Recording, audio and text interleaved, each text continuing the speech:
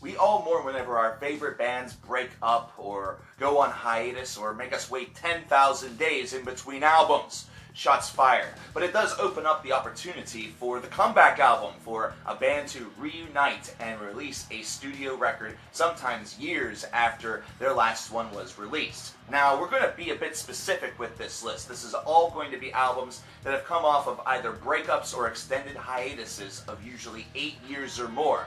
But without further ado, here are 10 heavy metal comeback albums that are the best, and we're going to, of course, start with number 10.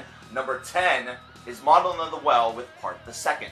In 2001, Maudlin of the Well released a 2-album cycle, Bath and Leaving Your Body Map. Afterward, there was not much heard from them at all. In fact, Toby Driver went on to form KO. And also released a solo record entitled In the Library Loft, which was honestly kind of weird. However, in 2009, it emerged that there was a crowdfund idea that was being tossed around in order for the band, in order to maybe produce some new material, which was able to materialize that same year in the form of Part the Second. 8 years after the release of their last 2 albums, Maudlin of the Well released once again, and Part the Second was absolutely splendid, well worth the wait, and no doubt worth the money that was pledged. Number 9, we have Solitude Aeturnus with Alone. Now, Robert Lowe has been a bit of a journeyman, and Solitude Aeturnus has, of course, scored some major hits with their album Adagio in the latter portion of the 1990s. However, after this album, the band disappeared off of the map.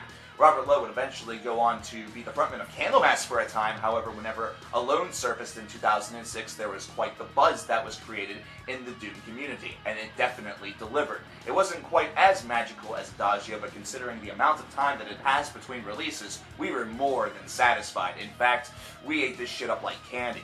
Number 8, we have Onslaught with Killing Peace. Classic thrash. There's a lot of opportunities for comeback albums here, and Onslaught is the first of many we're going to be talking about. However, Onslaught's was quite a decorated long time ever since their last album, whenever Killing Peace emerged in 2007, and it was a rip-roar son of a bitch. This was a terrific album, one that certainly had all of the benchmarks, all of the hallmarks of just Hall of Fame caliber whenever you consider Onslaught's other material. It was one that was bold, it was fast, it was thrash, it was Onslaught, genuine through, and that's what made it great. Speaking of another thrash album, number 7, we have Testament with the Formation of Damnation. Now, a lot of the things that happened to Testament after the release of The Gathering were really kind of out of the band's control, with ailing health and other things really taking their toll on this group. However, it was starting to get to the point where we were unsure whether or not there was going to ever be brand new Testament material. So whenever the Formation of Damnation started to take its formation, it was certainly something that caused a ton of excitement. And now here we are in 2016. There's been a couple of albums since, and we are stoked to death with every passing Testament release, considering they've all just gotten better and better, but the Formation of Damnation showed us just how destructive this band could truly be.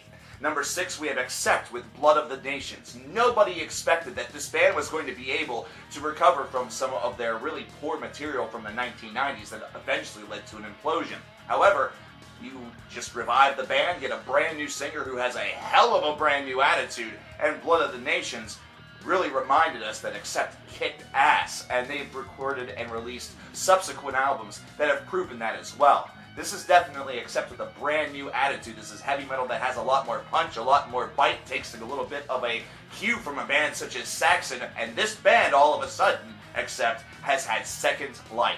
Number 5, Exodus with Tempo of the Damned. This is just an evil son of a bitch whenever it comes to a record, and it's led once again to another fairly successful run for an old school thrash band. This is after a 12-year hiatus, and it was one that saw Exodus just return with a lot more hatred and a lot more riffs than ever before. Holy crap, revisit this one if you haven't in a long time. You'll automatically remember the first time you ever listened to it and immediately get a smile painted on your face like a dumbass. Number 4, Gorguts with Colored Sands. 2013 was kind of the year of the comeback, and we'll get to that in a little bit. However, Gorguts' with Colored Sands was one that was completely unexpected, and of course we've recently gotten a release from this group in the Ladies Dust EP, and that's basically what Colored Sands has led to. And yeah, Colored Sands, holy crap, for a lot of people it was their album of the year. For others, it was up there in the top 10. The album was just absolutely resplendent, and it's great to have these guys back. Number 3, Black Sabbath with 13. Whenever the original lineup of Black Sabbath was set to reform and potentially record some new music, everybody had a collective conniption fit. Whenever it actually produced the music with the God is Dead single, it started to become real that this was going to happen, that 2013 was going to be the year that Black Sabbath, in their original version, was finally going to release something. Now, things certainly worked out a little bit differently in the end. However, whenever 13 was released, it was one that definitely took the world by storm. This is one that came roughly 18 years after their last studio release. They had been touring ever since then. But whenever it comes to having Ozzy at the helm, it had been their first album since the late 1970s to feature him on the vocals. And holy crap, did it deliver. It was a doom fest. It was everything that you expected, and it was terrific. Number 2, going back to 2013, Carcass with Surgical Steel. The album of the year right here on this channel in 2013 came after 2 decades, roughly, of a hiatus. This was a long hiatus. Nobody thought that you would see Carcass ever lace up the boots and throw together a metal record ever again. And then it happened. And really, whenever we went in, the expectations that we had were, well, just, give a pretty good effort. And then they came with this buzzsaw, this absolutely blistering son of a gun that just steamrolled over us. This is a huge record. It's very, very dense, and it comes at you so quickly, it sounds like Carcass never aged, they never missed a beat, and they just decided to throw it all on the table. They cashed out their chips, only to come back in with about, 10 times the chips. Damn! And then that brings us to number 1, which is Celtic Frost with MONOTHEIST. Now, Celtic Frost has been a band that has had a lot of bests and worsts. Of course, many people talk about the worsts with albums such as Cold Lake. However, 16 years really had passed since the release of their last record prior to the release of MONOTHEIST. And this was definitely an album where many people were quite concerned or wondering where the direction was going to go.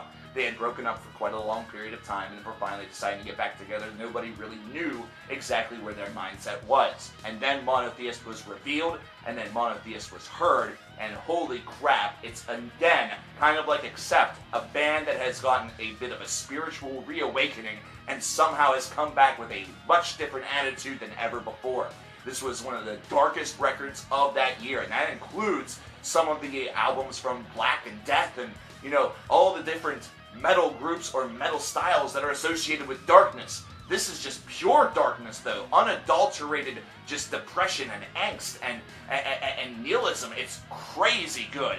Now, of course, this was the last album that Celtic Frost released.